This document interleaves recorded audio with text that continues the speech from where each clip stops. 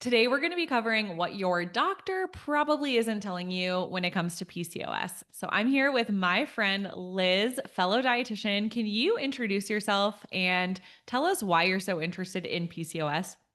Yeah. So as a dietitian, I've spent 10 years now of kind of my own journey and really having to figure stuff out for myself. So I started with inflammation and food, obviously, as a dietitian, and that rolled into gut health and really figuring out how that role plays into symptoms that women can struggle with and your period, menstrual cycle. And Hmm. and then that leads you to hormones and really opening up that wide gate of hormones and how they cycle, what's healthy and what's common but not good. And I think Hmm. that's the biggest thing with women is like we symptoms can be so common that you just start telling yourself like it's normal, it's fine, this is how everybody is. But Yep. really understanding what's healthy, what's optimal, and how can I get there. So that's been my passion is working with women on the focus of hormone health, which really does branch down into everything when we look at functional nutrition, from nutrients to gut health to inflammation and stress, and all of that will affect your hormone balance. So to me, I also love the puzzle and the complicated. So Yeah, for sure. I love that. Can you chat a little bit about some common symptoms of PCOS and when women should talk to their doctor, get testing done, some red flags of like, hey, you might potentially be struggling with this, and then dive into the different types of PCOS? yeah, so with PCOS, there's actually three criteria, and women only have to meet two of those. One of them is having irregular or just absent periods. So Mhm. if you don't get a period, that's a problem. I mean, if you're on birth control and you're not getting a period because of that, obviously that is not related. But if Right. without birth control you do not get a period, that is one of the first signs that PCOS can be present. Mhm. Another one is just irregular Yeah. cycles. So maybe your period is 27 days long and 27 days long, and then all of a sudden you get a 45-day, or you're going months. I have women who go months without a period and then it just pops up out of nowhere and it's super heavy and painful. And to me, Mhm. that's another sign to start looking deeper at things is if you have really heavy, painful periods. Also, Mhm. if you're seeing blood clots that are getting fairly large, like that is something to be conscious of and to be checking. So, really, that period health and how regular those menstrual cycles are. Another criteria, though, for PCOS that actually is more of the connector between the different types is androgens. And Mhm. androgens are male dominant hormones. So testosterone is the most talked about one. However, there's another one that we often test for, which is called DHEAS. Mhm. And DHEAS is actually produced from the adrenal glands, but it is very similar to testosterone. They both are androgen hormones. So having elevated testosterone or DHEAS is another one, which you wouldn't know necessarily unless you test. But some of the Mhm. symptoms of that would be acne, especially along the jawline. Also, excessive hair growth that kind of patterns male. So, if you're getting excessive hair growth on the chin, the mustache area, the lower stomach, or even your chest, like those are symptoms. And everybody has hair growth there, every woman. However, we're looking for that excess. So, it's dark, Mhm. it's getting thicker. That type of hair growth is going to be what we call hirsutism. And that would be tied with those androgen hormones. And then, as we didn't say what PCOS stands for, but it's polycystic ovarian syndrome. So the other symptom or criteria that is there is cysts on the ovaries. And those are going to be uncomfortable, especially probably more bloating with that mid-cycle ovulation, definitely bloating with the period as well. And if a cyst bursts, you are going to the hospital. Like it is very, very painful. Mhm. So that you would know and like get Yeah. checked out. But aside from that, it's probably just going to be more of that uncomfortable, that bloating, that pain with your period and ovulation, Mhm. probably with some spotting too. Yeah. It's a lot. Yeah, for sure. And I think, a lot of doctors aren't even testing necessarily for all of these labs. They might just say, like, oh, we saw cysts on your ovaries, so therefore you have it. But I talk to so many moms who don't really feel like they get like a thorough diagnosis. And most moms don't, if you ask like what type of PCOS do you have, most moms are like, I don't know, PCOS. Can you dive into like a little bit of the differences between different types of PCOS and what you're seeing? Yeah, you made a good point because most of the women that I work with that have PCOS, they might be on birth control since the doctor said you have it. They just started them on birth control without talking to them about, yeah, what's going on? What is Mhm. PCOS even is, happening within your body and what are the options? What are the pros and cons of birth control? Because there are definitely cons there. Yeah. um, and then they might also be started on a medication called spironolactone, which can help decrease those androgens. However, it only helps to decrease testosterone. And so many women that come to me that are on spironolactone, I'm like, oh, can you send me your testosterone levels and your labs? And they never test it. I'm like, they just put you Mhm. on this medication to lower testosterone, but that might not even be what's causing your hirsutism. So Yes. yeah, it can be a little frustrating on my end, but I'm glad when women finally, reach out and start working with me. The different types though, the most common type is insulin resistance. Mhm. So yes, that can be, pre-diabetic, diabetic, that type of thing. But a lot of times this is actually happening prior to any sort of blood sugar issues. So Mhm. maybe you're getting your labs drawn, your blood sugars are normal. That's good, but you still can have elevated insulin levels. Yeah. Elevated insulin, when women have that, it's one that I like to test actually often on women, whether or not they have PCOS Mhm. because it can be elevated in anyone. It's just a hormone produced by the pancreas, but the elevated insulin will keep your body in this fat storage weight gain mode. Mhm. So if a woman is like, I gained 20 pounds over this past year and I swear I didn't change anything. Mhm. And maybe they've tried really hard to, watch what they eat and exercise more and they see some a little movement, but then they have one fun dinner out and they gain a couple pounds. That doesn't go Mhm. away. That is where I'm like insulin resistance. Like this insulin Mhm. level must be high because your body is just kind of insulin basically will store excess glucose or blood Yeah. sugar as fat. And so you can gain weight very, very easily. And it does not really support weight loss by any means. So Mhm. that's the most common type. And so testing for insulin levels is very important. And it is a simple blood test. It is a fasting, you are fasting, but it's a fasting insulin blood test. Super easy. Um, Yeah.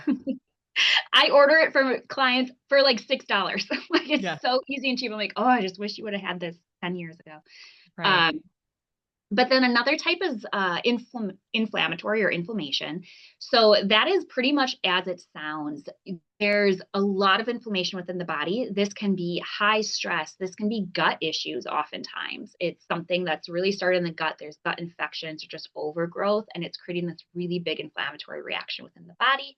And then that interacts with your hormones. And so you have the Mhm. irregular cycles, and you might have those elevated androgens. Um, Chemicals, toxins, just environmental, personal care products, types of foods and ingredients that you're getting can lead to that as well. So, yeah, inflammatory is kind of the second most popular one I see. There's another one though called post pill. And so that's again, as it sounds, maybe you're on birth control pill for 5, 10 years or more. You stop that and you don't get your period back. Mhm. So it wasn't necessarily anything wrong prior to the birth control pill, but being on the birth control pill is going to stop the communication between your brain and your ovaries.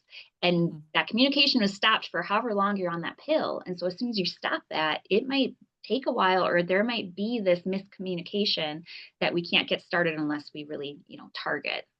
Mhm.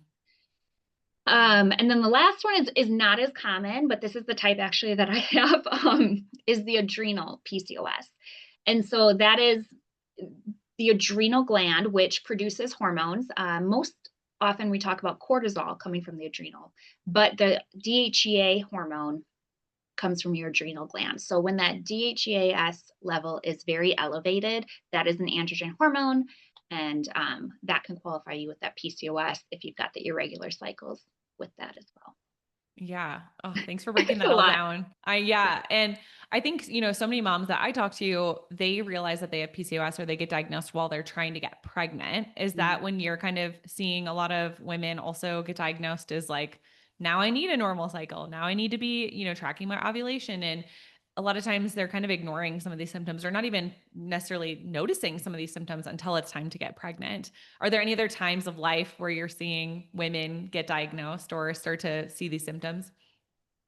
Yeah, I mean, definitely when trying to conceive, and I think it's because so many women, myself included, are on birth control prior. I mean, Mhm. I was started on birth control so young, again, because of irregular cycles or heavy painful Yeah. ones, and so I was on birth control for a good 10 years and then Yeah, stopped, same. and yeah, you're just so women usually when they stop that pill is when they're like, "Okay, let's look at hormones," and so that hormone health is just gone for, however long prior to trying to conceive. So, yeah, that's a major time in life where women get this diagnosis.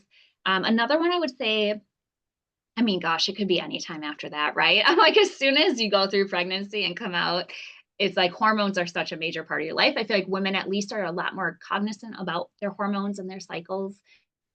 So it really can pop up and they start looking deeper at any point. But perimenopause too, if that Mm, insulin level, again, that most dominant type of PCOS, if that is high, you are going to really be struggling yeah, when your other hormones start shifting even more so out of balance. for sure. And I've even seen some moms in my practice, like they get diagnosed postpartum. And I think part of that is because, we're sleep deprived, we're chronically stressed out sometimes with a newborn, and the lack of sleep and just the pregnancy hormones and shifts that Mhm. can kind of start some of these symptoms and kind of trigger some of these things from happening. And something I get a lot of questions about too, just being a lactation consultant, is like, oh, I'm worried about my milk supply. Am I going to be able to make enough milk because I have PCOS? And something I always tell moms is it is 100% possible to make enough milk while having PCOS, but if our insulin is not regulated and we are not keeping our blood sugar regulated, it is possible that we'll see dips in milk supply. And so keeping our blood sugar regulated and balanced while breastfeeding with PCOS is so, so, so important. And making sure that like we just got to be a little bit more careful, like making sure that our latch is good and making sure that we're pumping often. And especially if a mom tells me she has PCOS and wants to breastfeed, I'm like, okay, we just need to make sure that that first month starts off really solid, just because they're just a little bit more fragile than some other moms because things can shift with our hormones a little bit more, drastically than other moms. Yeah, I think that, um, everything you just mentioned, and then on top, cortisol, like that stress and sleep, because really PCOS is such a vague diagnosis. And maybe that's, Mhm. what people heard from this when I'm explaining all the symptoms, like, yeah, that sounds very familiar. It's kind of like saying you have IBS because you have GI stomach issues. Mhm. Like it's kind of a blanket diagnosis. You get diagnosed with Right. PCOS, it's like hormones are out of balance. We've got Yeah. issues. We have to work from the ground up. So cortisol is going to anytime that cortisol is stress, like you're stressed out, we're not kind of helping our body regulate as best as we can, it's going to steal from your sex hormones. So, it's particularly progesterone will be stolen to make more Mhm. cortisol because your body is going to prioritize that stress response. And so your estrogen gets out of whack. And it's like that to me. And I saw that with myself, my first postpartum, it's a huge shift. All these responsibilities, all your priorities change. Like it's Mhm. just, you get slapped in the face with a whole new life. And Yeah. so stress was major. And I like fought through it and not really the best way, but can't be your own patient. I learned that. Yeah. Um, So first time it was hard with my milk supply the first time around. Second time, I was much more prepared. I was already a mom and milk supply was great. No Yeah. problem. So yeah, I saw that correlation. For sure, for sure. And if some moms are listening to this, watching this, and they just got diagnosed or they suspect that they have PCOS, what are some of your top nutrition tips for these moms? We already mentioned blood sugar balance, so that's obviously one, but anything else that you're typically recommending, any type of supplements in general? I know obviously with supplements, looking at their labs specifically and then, saying this amount of supplements is it's better if we see labs. But in general, what types of supplements and what types of general nutrition tips are you liking right now for women with PCOS? Yeah, I mean, first and foremost, I'm usually talking with them about what they need to add into their diet. It's usually Mhm. not, they have to cut all this stuff out because you see PCOS. Do you need to be dairy free, gluten free, like low sugar, all this stuff?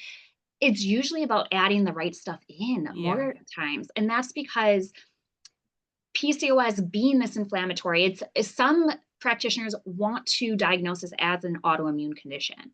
Mhm. And that's really because of how the body needs to respond in terms of inflammation and immune Mhm. system. And so, anytime we're dealing with that, we need high antioxidants within our diet. So, the ways like vitamin C is probably the most talked about supplement form of antioxidant, but vitamin E also is a high antioxidant. Glutathione is a good antioxidant. But if we're looking at food and antioxidant levels, there's a Mhm. wide variety of them. So, really getting that diverse color, like that is kind of probably the most generic dietitian thing I could say, right? Like eat the rainbow, eat the colors. Mhm. But you really do need to, like, that really is going to be the different ways that we get these types of nutrients. The one thing I'll have women add in, because I think it's super easy and we all like to drink things. Oh, Um, yeah. yeah, would be 100% pure cranberry juice. And I Mhm. recommend that because it's very high in antioxidants like polyphenols and resveratrol. It's low in sugar because it's pure 100% cranberry juice, so it's tart. But you Yeah. can drink that on its own. And really just like a half cup a day would be great.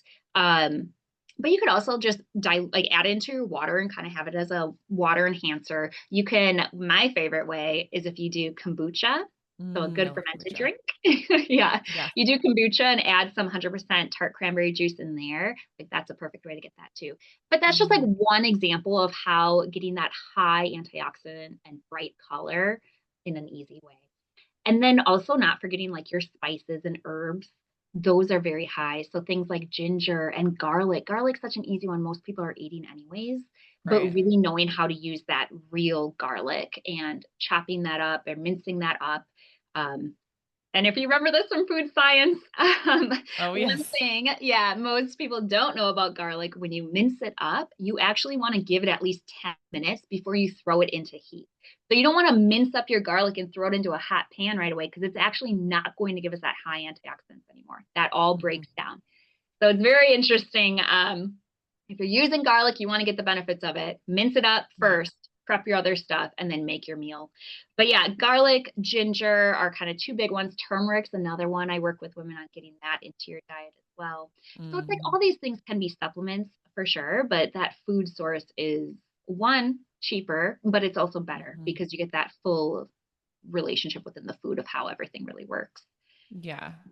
Oh, for sure. And what other things are moms just not being told from their doctor, from, their healthcare provider about PCOS? Like, what are some things that clients are coming to you with and you're like, "Wait, why are doctors not telling students this?" Or why are patients not understanding this, or why aren't they being told this? Like, what types of common things are just being missed that women really need to understand about PCOS? I think I see or say the most because the insulin resistant one is the most common one. That's the one I see the most. Mhm. Um, it's the fact that they haven't gotten that level tested, Yeah. or maybe they're already starting to see the higher blood sugars, and the doctor wants to throw them on, different medications, and they haven't even tried to address the issue of that high insulin. And there are so many great Mhm. ways to help naturally the body reboot, and some Right. of those can be like inositol is a popular PCOS Mhm. supplement. Yeah. There's two forms of inositol. So myo-inositol, helpful for the ovaries and Mhm. hormone health, but D-chiro is the type that's going to help with that insulin level. So making sure you have that combined Mhm. inositol, that can be helpful. But other things like chromium, berberine, like these are all very helpful in bringing down that insulin level. They can also help with gut health. So if we do have gut infections or poor gut health, it can help turn that around as well. But yeah, it's definitely missing the insulin part. Again, I've even worked Right. with women in their 50s that I'm like, oh my gosh, if you were to come to me 10, 15 years ago, like if you would have gotten the help in this insulin, you would not be on insulin medication right now, which again is just going to fuel weight gain and not allow that weight loss. So yeah, it's been definitely a missing part for women in PCOS. Yeah. And then on top of that, I think the other thing I am teaching women a lot is how to track their cycle and their symptoms, because Mm, you're unique. Just because you have PCOS doesn't throw you into any category. You really need to learn and understand your own cycle and your own body. And mhm, tracking and having that information is super helpful for me as like a provider. It's going to be helpful for you to advocate for yourself, because you need to advocate for yourself. mhm. Um, yeah. Yeah, that's Yeah. number one. Well, and if you're listening to this and you're breastfeeding, just also be careful too, because some of the supplements that you recommended, Mhm. like Yes.